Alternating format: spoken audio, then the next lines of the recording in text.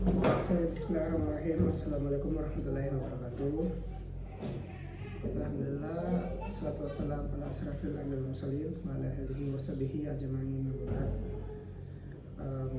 Saya atas nama Muhammad Mizra Khair, mahasiswa pasca sarjana Fakultas Seni dan Desain, ingin memaparkan tugas filsafat yang diberikan, dan saya mengambil filsafat tentang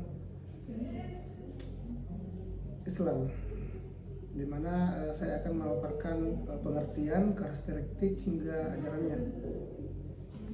Baik, langsung saja. Yang pertama, filsafat Islam sebenarnya tidak jauh berbeda dengan filsafat ilmu. Hanya saja konteks filsafat Islam mengaitkan pemikiran manusia terhadap kehidupan dengan konteks spiritualitas dari agama Islam. Filsafat Islam diklaim tidak sepenuhnya berasal dari pemikiran filsafat Yunani, tetapi banyak dilahirkan dari ajaran-ajaran filsuf Muslim yang berada di wilayah Timur Tengah. Pengertian filsafat Islam, istilah filsafat berasal dari bahasa Yunani kuno, yaitu dari kata philos dan sophia. Secara umum, pengertian filsafat adalah ilmu yang mempelajari masalah-masalah dasar dan umum tentang masalah-masalah seperti keberadaan, pengetahuan, nilai akal, pemikiran, dan bahasa.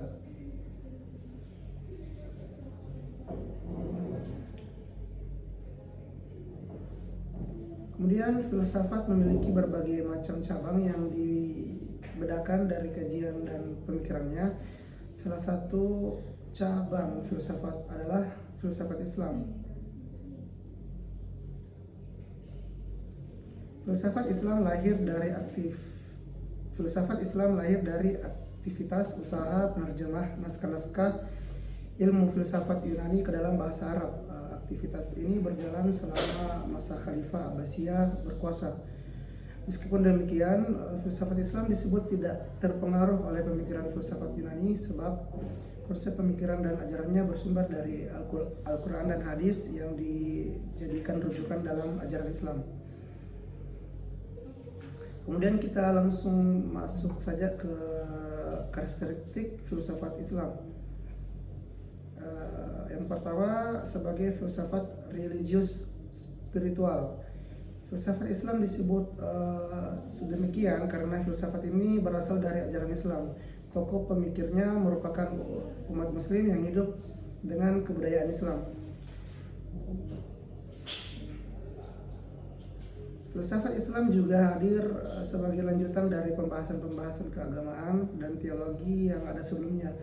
Oleh sebab itu, topik-topik pembahasan dalam Islam yang bersifat religius dan mengesahkan Tuhan. Kemudian selanjutnya bersifat rasional. Meskipun bersifat religius dan spiritual, filsafat Islam juga masih mengemukakan akal dan menafsirkan problematika di alam semesta berdasarkan akal dan logika. Kemudian bersumber dari Al-Quran dan hadis. Filsafat Islam berlandaskan pada prinsip agama Islam. Dalam hal ini Al-Quran dan hadis, maka sumber ilmu dalam filsafat Islam adalah dalil-dalil wahyu dan dalil-dalil rasional. Secara umum, seluruh sarjana baik timur ataupun barat meyakini bahwa Al-Quran dan hadis berperan penting dalam perkembangan pemikiran filsafat dalam Islam. Kemudian kita lanjut ke tokoh-tokoh dalam filsafat Islam.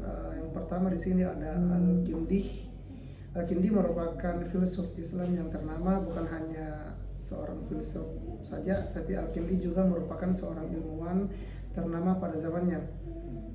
Berkaitan filsaf, Al-Kindi berpendapat bahwa antara agama dan filsaf tidak ada pertentangan. Menurut Al-Kindi, ilmu tauhid merupakan cabang ilmu termulia dari filsafat. Kemudian yang kedua, Al-Farabi. Al-Farabi adalah seorang filsuf Islam yang memberikan pemikiran mengenai konsep kebahagiaan. Menurutnya, kebahagiaan merupakan hal tertinggi yang didambakan oleh manusia. Al-Farabi berpendapat bahwa kebahagiaan bisa diperoleh dengan perbuatan terpuji melalui kehendak dan pemahaman yang telah diniatkan dari aspek psikologis. Al-Farabi melakukan amal iradi, untuk itu ia membedakan iradah dan ikhtiar. Kemudian yang ketiga, Ibnu Sina. Ibnu Sina terkenal dengan dua bukunya yang berkontribusi besar pada dunia kedokteran. Meskipun latar belakang sebagai seorang dokter, ternyata Ibnu Sina pun juga salah satu filsuf yang tertarik dengan banyak pengembangan metafisika dan filsafah tentang jiwa. Kemudian yang keempat, Ibnu Rushd, yaitu tokoh ilmuwan dan filsuf Islam yang dikenal dengan pemikirannya yang kritis dan rasional. Dalam dunia barat, ia dikenal dengan nama Averroes.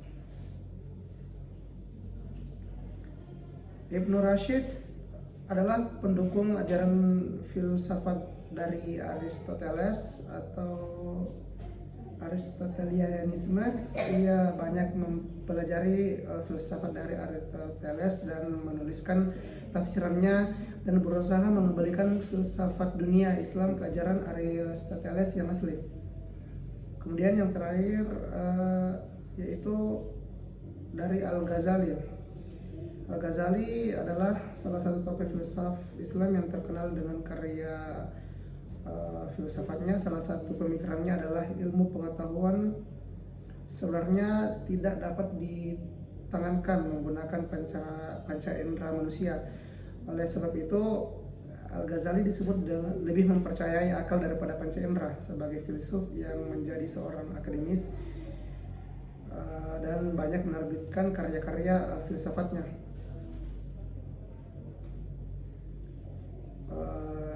Mungkin sampai sini penjelasan saya materi tentang filsafat Islam, kurang dan lebihnya mohon dimaafkan. Assalamualaikum warahmatullahi wabarakatuh.